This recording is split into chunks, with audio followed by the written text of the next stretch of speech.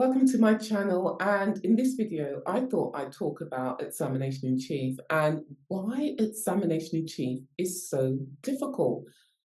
The reason why I decided to make this video is because in my years of coaching clients and teaching law students, I've realized that clients and law students tend to have more problems with examination in chief than cross-examination. For some reason, examination in chief is so much more difficult for my clients and my students. I would say that examination in chief is more difficult because you have so much to think about in examination in chief. And one of the things that you have to think about is avoiding leading the witness. In other words, when you're questioning your witness, you have to avoid spoon feeding the witness. You have to avoid putting words into the mouth of the witness. And so that takes a huge amount of work in terms of formulating the questions that you should ask the witness. So you have to ask questions in such a way as to avoid leading. And one thing that you can do to help you avoid leading is to formulate your questions by asking the W question. What, where, why, when, who. If you ask those questions, then you should hopefully be able to avoid leading. And obviously, if you ask to describe and explain, that should also help to avoid leading. The second reason why I think examination in chief is so difficult is because you have to make the evidence memorable and impactful. Making the evidence memorable, impactful, and persuasive is one of your aims in examination in chief. You shouldn't simply be going through the motions of asking a question, getting an answer. It's far more nuanced than that. The evidence has to be impactful and persuasive and memorable in order to engage your tribunal and persuade your tribunal. And so one technique that you can use is to ask the witness about their emotions and their feelings as events were unfolding. Example, if the witness gives evidence that a man approached them holding a knife, you can then ask what was going through your mind as the man approached you. The next reason why examination in chief is so difficult is because you have to think about how you're going to structure the examination in chief. The examination in chief has to be structured in such a way that the tribunal will be able to follow the witness's evidence. You don't want to be jumping from one topic to another topic and then back again. That's going to confuse the tribunal. And so you need to think about how are you going to structure this examination in chief in a way that the tribunal and the witness is going to be able to follow. And so you need to think about chronology. Are you going to adopt a chronological approach? Are you going to adopt a thematic approach? What approach are you going to adopt? And so that takes a huge degree of preparation. Another reason why examination in chief is difficult is because you have to avoid inadmissible evidence. Now, quite often when you're examining in chief a witness, the witness may not be a professional witness, for example, a police officer or an expert witness, such as a forensic psychiatrist. So the witness won't always know what evidence is admissible, what evidence they should avoid saying. They're not lawyers, they're not familiar with the rules of evidence. And so you have to ensure that the witness doesn't give inadmissible evidence.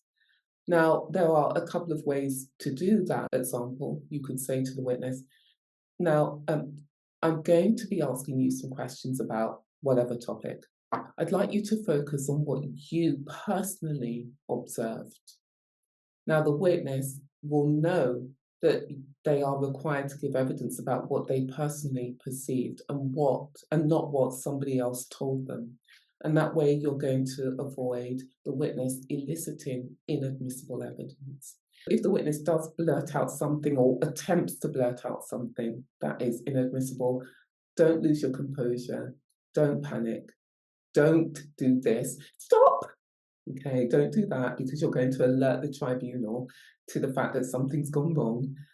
Just be composed and professional and try to guide the witness away from the inadmissible evidence. The other reason why examination in chief is so difficult is because you have to strike the right balance between the witness telling their story and you controlling the witness. That's really, really difficult because in examination in chief, the spotlight is on the witness, not on you as the advocate. The witness should be doing most of the talking. You as the advocate should be doing less of the talking.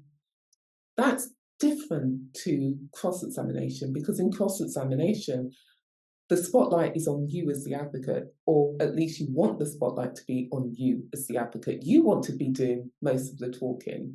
You don't want the witness in a cross-examination to be doing the talking.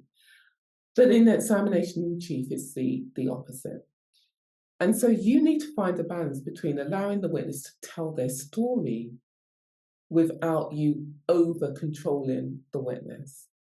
That's difficult because the witness, whilst telling their story, might miss out detail or might stray into irrelevant territory. And so you're going to have to find a way to control the witness to avoid that happening.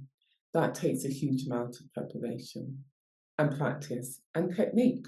The other reason why examination in chief is difficult is because you have to work on building a rapport with the witness. You have to remain professional and to some extent objective, but you still need to build a rapport with the witness to enable the witness to feel comfortable about providing answers to the questions that you're asking. So it is important to build rapport to enable you as the advocate to get the best out of the witness, to give them the opportunity to feel comfortable providing the answers that you require. And so how do you go about building rapport?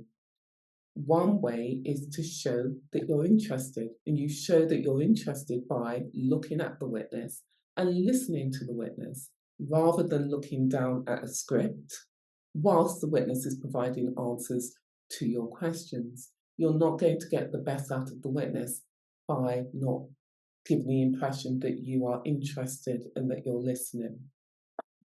Another way to build rapport is by showing empathy.